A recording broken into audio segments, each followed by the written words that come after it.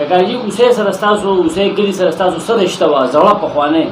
د اوسې د کلي سره د سرفراز خان ماما سره زمونږ رشته وه. جی د هغه خور دلته واده وه. دلته په چا باندې جي واده وه؟ په نثار محمد باندې. هغه ستاسو څوک جي؟ پلار. ستاسو والد صاحب و؟ ښه جي. او بل د نجم خان بابا چې کوم دی هغې څومره لوڼه وې ستاسو تروریانې؟ لوڼه هغې 5 اووه. جی 7 لوڼه یې وې. جی جی. او 5 زمونږ تر خپلې وې. جی. او دوه چې مارېدنه مور جدا وه. جی جی جی. ماما نواز ماما لاکور شیخ خان لاکور چې وو دا دی ابي بابا ته پرې سرفراز خان ته پرې سرفراز خان ماما ته پرې و. پوه شوې هغه چې و که نه هغه به د دې خیال ساتو. نو بس ورته چې بس دا تا شو. تاسو کاکاجي اوسې ته خو تګ راتګ ډېر و که نه؟ پخوا و اوس نشته. او چې تګ راتګ ډېر و د هغې زوړ ماحول و هغه تاسو ته به یاد دي هغه حجرې به تاسو ته یادي؟ دا حجره چې وه جی جی د سرفراز خان ماما وه. جی جی.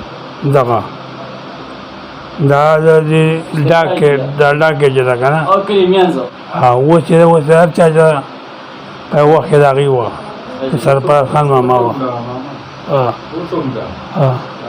اوس بل شان جوړه ده که نه د دغه سره وه د اکبر خان نکا د زوی سره وه. څه نوم د هغه هلکه د هغه هلک څه نوم و؟ اسماعیل.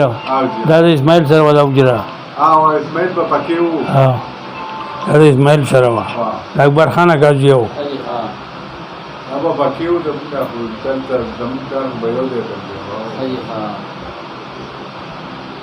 د دې پلار خو به د حجرې شوق نه کوو. د دې پلار به د حجرې شوق نه کوو. سرفراز بابا تاسو لیدلی و جي؟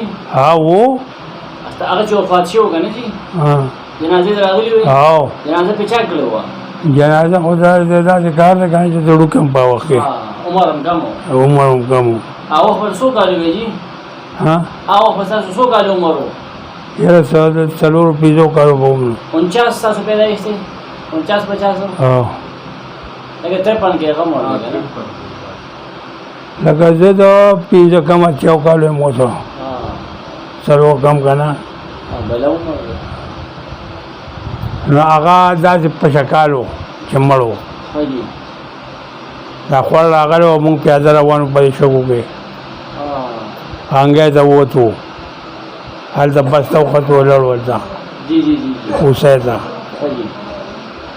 که نه د ده پلار د هغه چې مړ و که نه د هغه د خپو د سپرو نه کیله داسې تاو کړې وه چې په دې ځای غملاست و دا کیله ده